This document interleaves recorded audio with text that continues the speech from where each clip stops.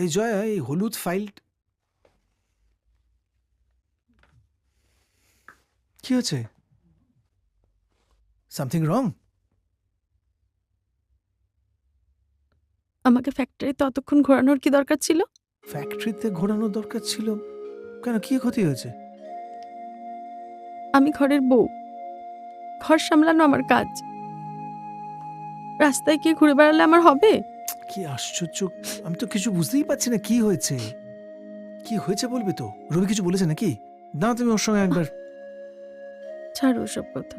না, ছাড়বো কেন? নিশ্চয় কিছু একটা না, বলেছে। আমারও দোষ ছিল। আচ্ছা, ঠিক আছে। আমি বলি কি,